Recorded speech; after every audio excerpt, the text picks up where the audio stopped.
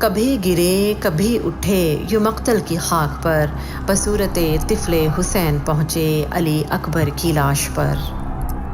عباس رضی اللہ تعالیٰ عنہ کی اطلاع کے بعد حضرت حسین رضی اللہ تعالیٰ عنہ نے فرمایا کہ ان سے کہو کہ آج کی رات قتال یعنی لڑائی ملتوی کر دو، تاکہ میں آج کی رات وصیت، نماز، دعا اور استغفار کر سکوں۔ پھر اہل بیت اور اصحاب کو جمع کر کے خطبہ فرمایا، میں اللہ کا شکر ادا کرتا ہوں راحت میں بھی اور مصیبت میں بھی۔ یا اللہ، میں آپ کا شکر ادا کرتا ہوں کہ آپ نے ہمیں شرافت نبوت سے نوازا اور ہمیں کان اور آنکھ دیے اور دل دیے جن سے ہم آپ کی آیات کو سمجھیں، اور ہمیں آپ نے قرآن سکھایا اور دین کی سمجھ عطا فرمائی۔ ہمیں آپ اپنے شکر گزار بندوں میں داخل فرما لیجئے۔ پھر فرمایا، میرے علم میں آج کسی شخص کے ساتھی ایسے وفاشار نیکوکار نہیں ہیں جیسے میرے ساتھی، اور نہ ہی کسی کے اہل بیت میرے اہل بیت سے زیادہ ثابت قدم نظر آتے ہیں۔ آپ لوگوں کو اللہ میری طرف سے جزائے خیر عطا فرمائے۔ میں سمجھتا ہوں کل ہمارا آخری دن ہے۔ میں آپ سب کو خوشی سے اجازت دیتا ہوں کہ سب اس رات کی تاریکی میں متفرق ہو جاؤ اور جہاں پناہ ملے چلے جاؤ، اور میرے اہل بیت میں سے ایک ایک کا ہاتھ پکڑو اور مختلف علاقوں میں پھیل جاؤ، کیونکہ دشمن میرا طلبگار ہے، وہ مجھے پائے گا تو دوسروں کی طرف التفات نہ کرے۔ یہ تقریر سن کر آپ رضی اللہ تعالیٰ عنہ کے بھائی، اولاد اور بھائیوں کی اولاد عبداللہ بن جعفر کے صاحبزادے سب یک زبان ہو کر بولے، واللہ ہم ایسا نہ کریں گے، ہمیں اللہ آپ کے بعد باقی نہ رکھے۔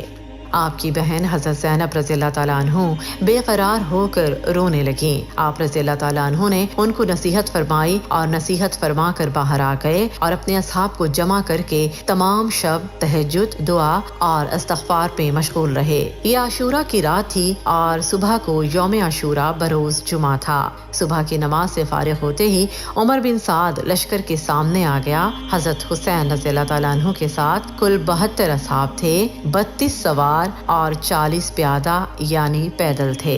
آپ رضی اللہ تعالیٰ عنہ نے بھی مقابلے کے لیے اپنے اصحاب کی صف بندی فرمائی۔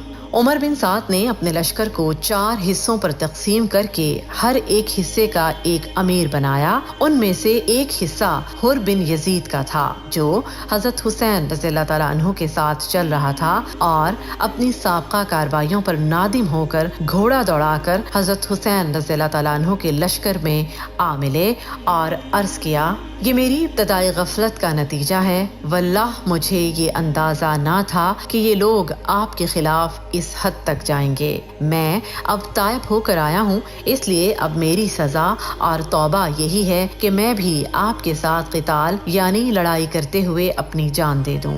حضرت حسین رضی اللہ تعالیٰ عنہ گھوڑے پر سوار ہوئے اور آگے بڑھ کر با آواز بلند فرمایا، میری بات سنو، جلدی نہ کرو تاکہ میں حق نصیحت ادا کروں، اور جو میرے ذمہ ہے تاکہ میں تمہیں اپنے یہاں آنے کی وجہ بتلا دوں۔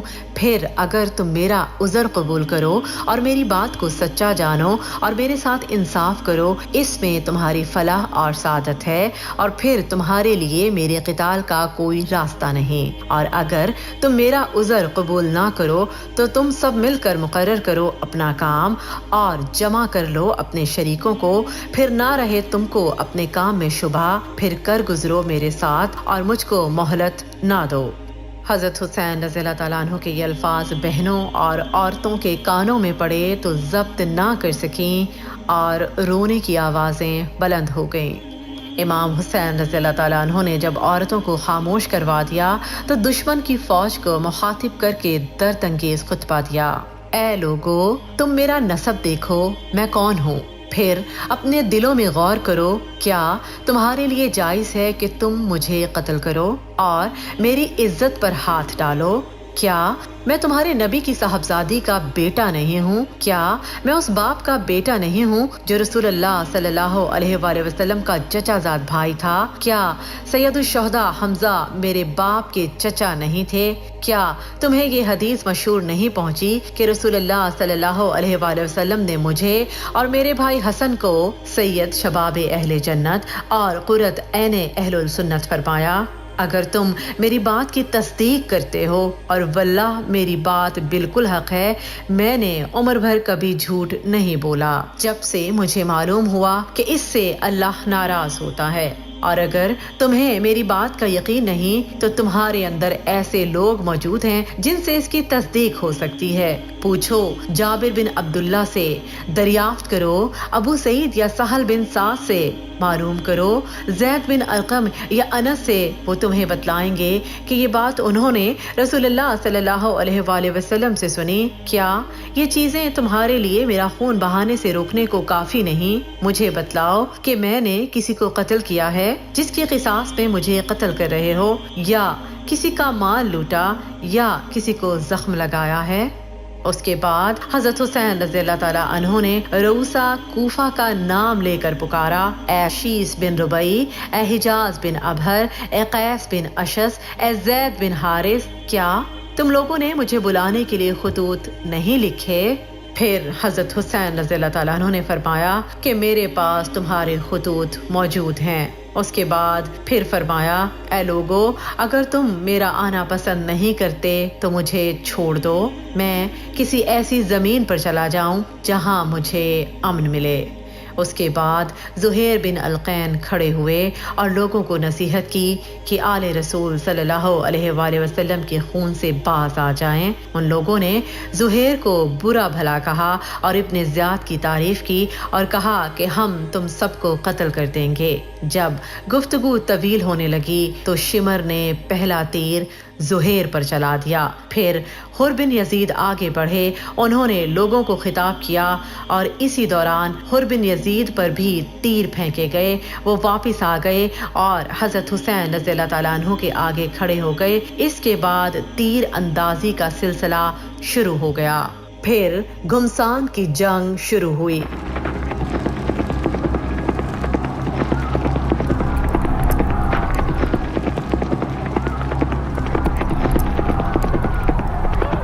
فریق مخالف کے بھی کافی آدمی مارے گئے۔ حضرت حسین رضی اللہ تعالیٰ عنہ کے ساتھی بھی شہید ہوئے۔ حر بن یزید نے حضرت حسین رضی اللہ تعالیٰ عنہ کے ساتھ مل کر شدید قتال کیا۔ مسلم بن اوسجا رضی اللہ تعالیٰ عنہ زخمی ہو کر گر گئے۔ حبیب بن مطہر ان کے پاس آئے اور بولے کہ جنت کی خوشخبری ہے، تمہارے پیچھے میں بھی شہید ہونے والا ہوں۔ اس کے بعد شقی و بدبخت شمر نے چاروں طرف سے حضرت حسین رضی اللہ تعالیٰ عنہ اور ان کے ساتھیوں پر حلہ بول دیا۔ ان سب نے بڑی بہادری کے ساتھ مقابلہ کیا۔ کوفہ کے لشکر پر جس طرف حملہ کرتے تھے میدان صاف ہو جاتا تھا۔ عروہ بن قیس نے یہ حالت دیکھی تو عمر بن سعید سے مزید لشکر طلب کیا۔ عمر بن سعد نے جو تازہ دستہ بھیجا اس میں 500 سپاہی تھے جو میدان میں ڈٹ گئے۔ حضرت حسین رضی اللہ تعالیٰ عنہ کے ساتھ مل کر تمام اصحاب نے نہایت بہادری کے ساتھ مقابلہ کیا اور گھوڑے چھوڑ کر میدان میں آ گئے۔ اس وقت بھی حر بن یزید نے سخت قتال کیا۔ اب دشمن نے خیموں میں آگ لگانا شروع کی۔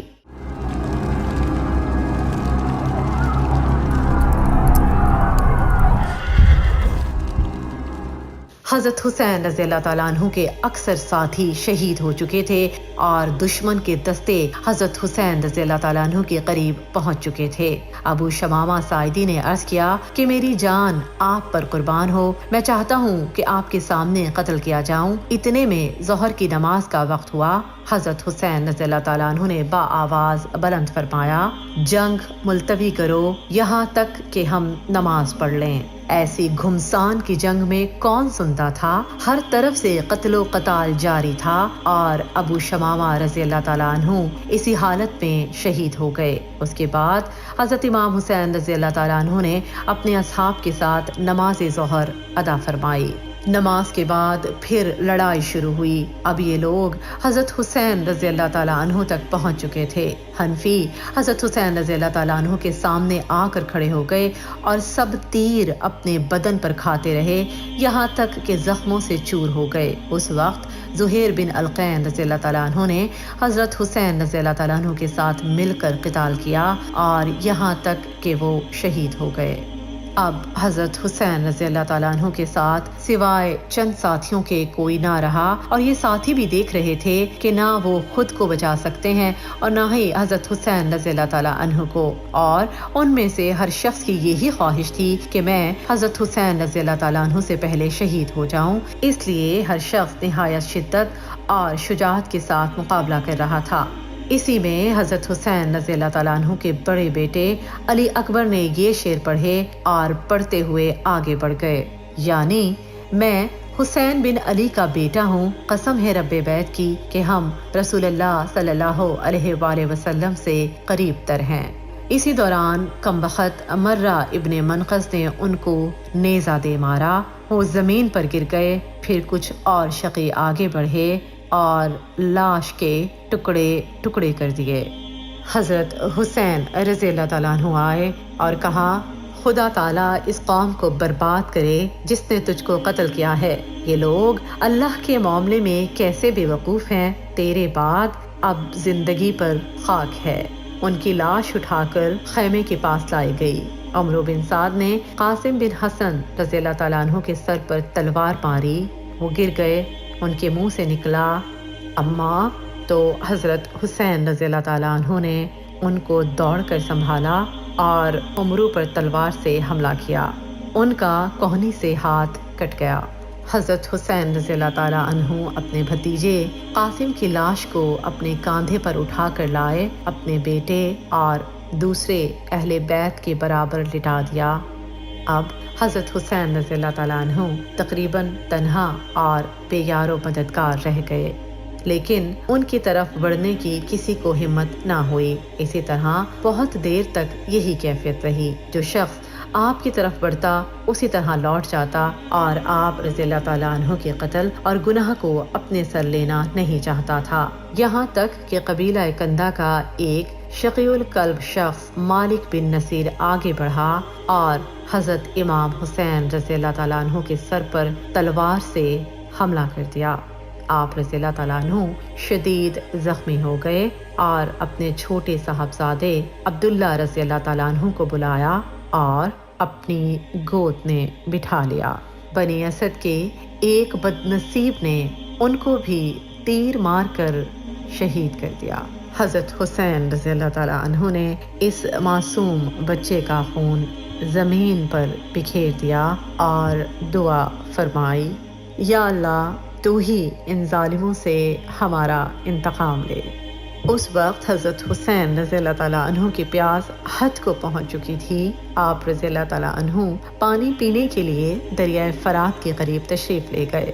ظالم حسین بن نمیر نے آپ رضی اللہ تعالیٰ عنہ کے منہ پر نشانہ کر کے تیر پھینکا، جو آپ کو لگا اور دہن مبارک سے خون جاری ہو گیا۔ شہید کربلا سیریز کا 5واں اور اسپیشل ایپیسوڈ یوم عاشوراء 10 محرم ہمارے یوٹیوب چینل پر نشر کیا جائے گا۔ اگر آپ کو ہماری ویڈیو اچھی لگی تو لائک کریں اور اپنے دوستوں کے ساتھ شیئر کریں تاکہ ہم ایسی ویڈیوز آگے بھی بناتے رہیں۔ ایسی مزید ویڈیوز دیکھنے کے لیے ہمارا چینل سبسکرائب کریں، بیل آئیکن کو لازمی پریس کریں۔ شکریہ۔